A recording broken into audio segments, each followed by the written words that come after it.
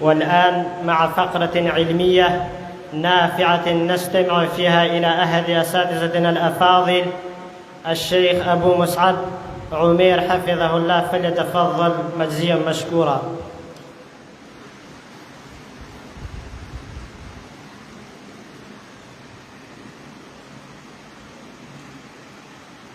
الحمد لله وحده، إن الحمد لله نحمده ونستعينه ونستغفره ونعوذ بالله من شرور أنفسنا ومن سيئات أعمالنا، من يهده الله فلا مضل له ومن يضلل فلا هادي له،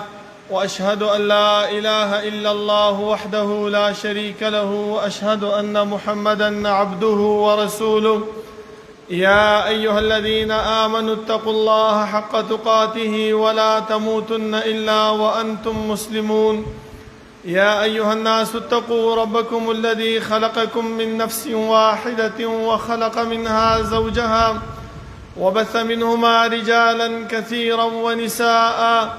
واتقوا الله الذي تساءلون به والأرحام، إن الله كان عليكم رقيبا. يا أيها الذين آمنوا اتقوا الله وقولوا قولا سديدا يصلح لكم أعمالكم ويغفر لكم ذنوبكم، ومن يطع الله ورسوله فقد فاز فوزا عظيما. أما بعد، فإن خير الحديث كتاب الله، وخير الهدي هدي محمد صلى الله عليه وسلم، وشر الأمور محدثاتها، وكل محدثة بدعة، وكل بدعة ضلالة، وكل ضلالة في النار. بسم الله الرحمن الرحيم. شهد الله أنه لا إله إلا هو الملائكة وأولو العلم قائما بالقسط. دا الله رب العالمین حمد و ثنا او جناب محمد رسول الله صلی الله علیه وسلم باندې درود و سلام نه بعد، زما معزز و محترمو، لکه څنګه چې تاسو ته پته ده چې الحمدلله د الله په فضل او د الله په احسان باندې الجامعة الأثریه خپل نیمه صدۍ هغه پوره کوونکې ده، او د هغې حفل ختامي نن تاسو مخکې شروع دی. زما محترمو کم طلبا او طالبات چې نن د دې جامعې نه فارغېږي، دیو ته علما کرامو بیانونه وکړل، هر قسم، چا د علم په متعلق باندې وکړو، چا د عجب په متعلق وکړو، چا د داسې موضوع پاتې نه ده چې په هغې باندې زه خبره وکړم، خو صرف یو دوه نصیحته کوم. هغه دا چې نن تاسو فارغېږئ د الجامعة الأثریه نه، 8 کاله 6 کاله 9 کاله تاسو علم حاصل کو، نو د دې علم ثمره او د دې علم شکریه دا چې مونږ ادا کو، نو الله رب العالمین به مونږ نه راضي کیږي. ځکه رب العالمین فرمایي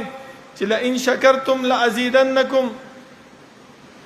شکر وباسئ نو رب العالمین به تاسو ته دا نعمت نور هم زیات کړي. لکه یو مثال در کوم چې رسول الله صلی الله علیه وسلم د الله رب العالمین شکریه هغه څنګه ادا کړې وه، هغه په دې باندې ادا کړې وه چې صحابه کرامو به ورته وویل چې د الله رسوله صلی الله علیه وسلم ته ولې دومره قیام کې چې ستا دا پنډۍ مبارکې پړسېدلې دي، ځکه الله رب العالمین تا ته مخکیني او رستوني ټول ګناهونه معاف کړي، بیا هم ته دومره دغه کې.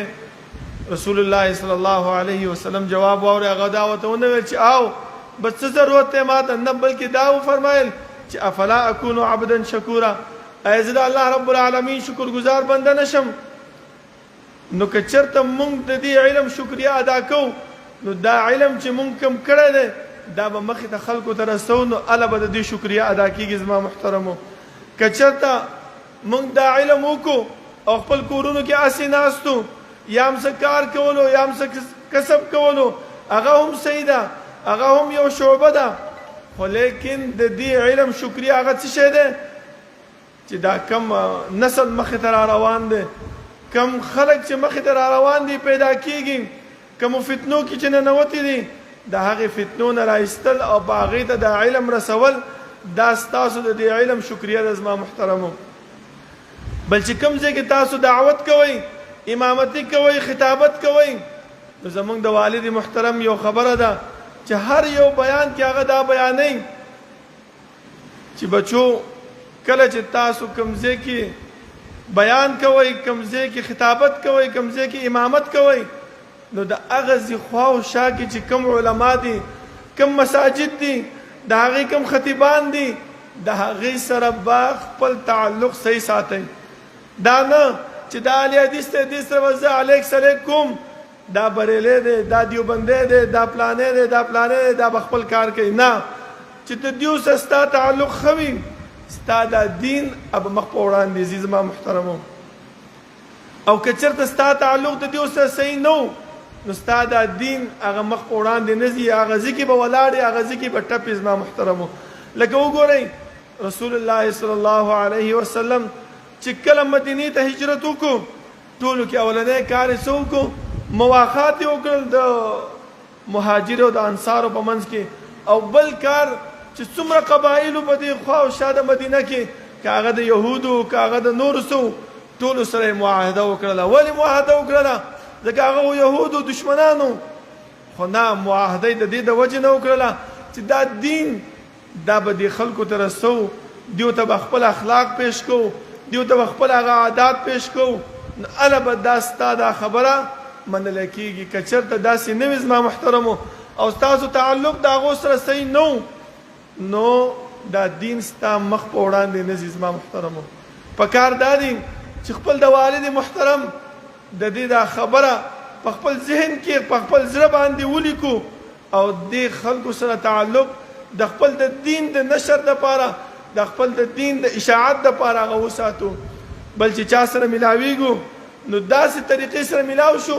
چې یاره دا زما پخوانی ملګری دی پخوانی دوست دی دا ونه وایو چې یاره دا خو ما نوی سړی دی دا به خپل کار کوي نه داسې تعلق وساتو ورسره چې هغه په هغې باندې خوشحاله شي او زمونږ دا دعوت هغه قبول کړي که دا یو څو خبرې مونږ خپل ذهن کې خپل زندګۍ کې راوستل نو انشاءالله الله رب العالمین به زمونږ دا دین مخ په وړاندې بوځي او کم علم چې مونږ حاصل کړی دی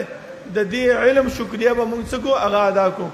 په آخره کې زه ستاسو ټولو شکریه ادا کوم او د دې علماو